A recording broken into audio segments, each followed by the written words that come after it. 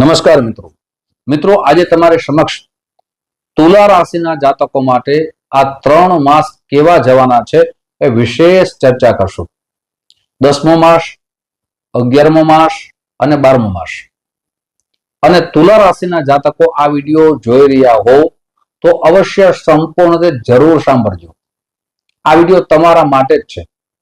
આપના ગોચર ગ્રહ પ્રમાણે કેવું ફળ મળશે, ચંદ્ર રાશિ પ્રમાણે કેવું ફળ મળશે એ વિશેષ ચર્ચા કરશું. પણ તે પહેલા મિત્રો ગોચર ગ્રહો કઈ સ્થિતિમાં છે એ જાણી લઈએ.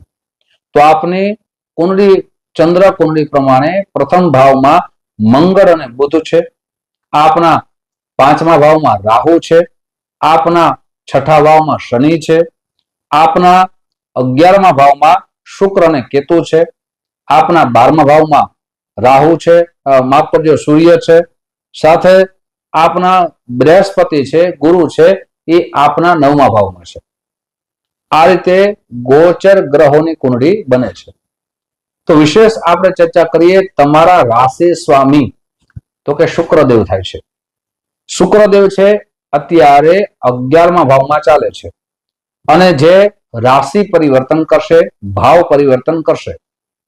તો 8 ઓક્ટોબર થી લઈ અને 2 નવેમ્બર સુધી જે શુક્રદેવ છે 12મા ભાવમાં આવશે.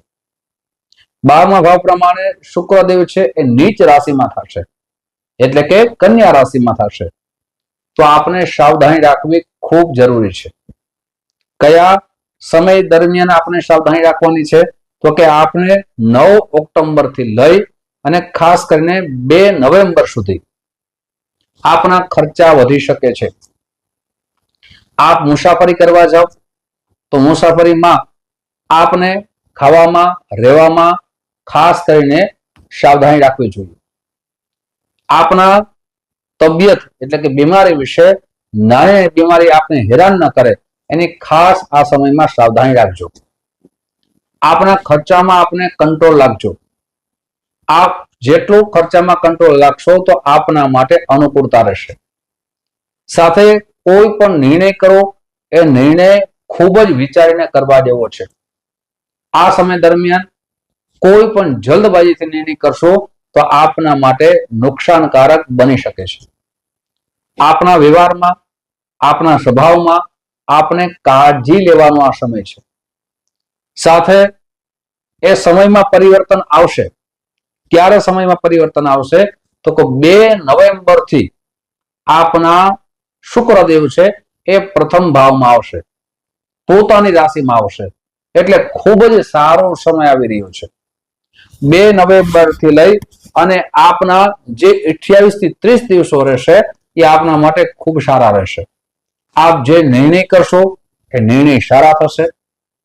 આપ જે કાર્ય કરી રહ્યા હતા એ કાર્યમાં આપને સફળતા મળશે. આપણું કાર્ય જે વિલંબથી થઈ રહ્યું હતું એ કાર્યમાં આપને શીઘ્રતા પ્રાપ્ત થશે. સાથે આપ બિઝનેસ કરી રહ્યા તો બિઝનેસમાં પણ લાભ થશે. આપ વિદેશથી જોડાયેલા છો, નોકરી અથવા આ બિઝનેસથી, ત્યાં આપનું પ્રમોશન થશે. બિઝનેસમાં જોડાયા હશો તો ત્યાં આપનો ગ્રોથ વધશે.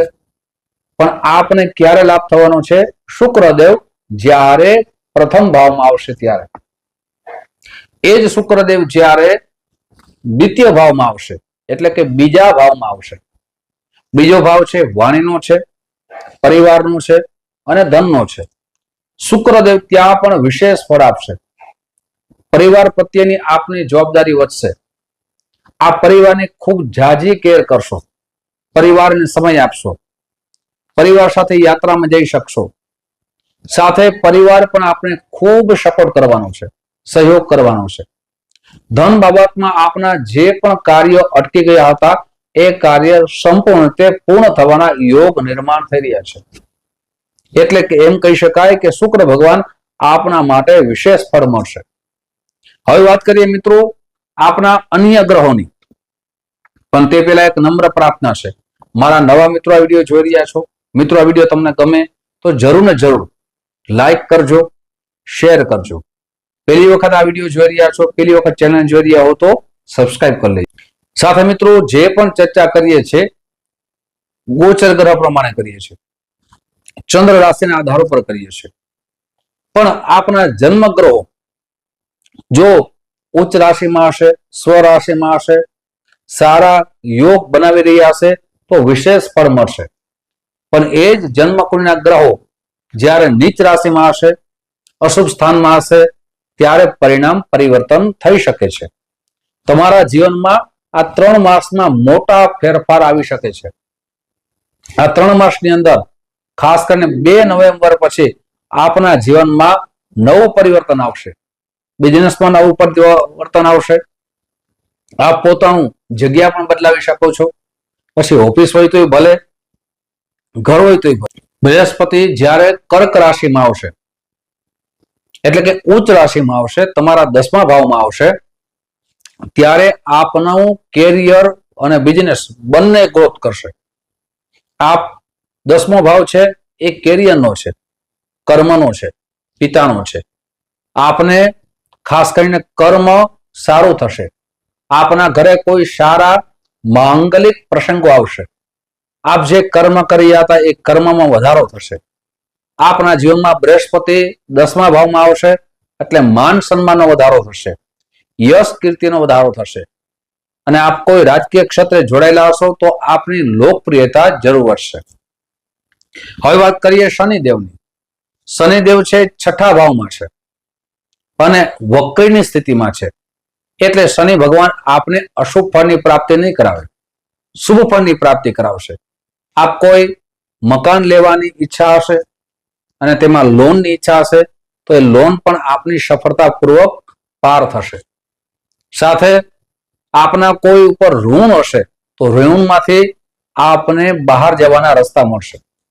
આપના શત્રુઓ આપને જે હેરાન કરી રહ્યા હતા તે શત્રુ ઉપર આપનો વિજય પ્રાપ્ત થશે. શનિ ભગવાન પણ આપના માટે સારા ફળની પ્રાપ્તિ અવશ્ય કરાવશે.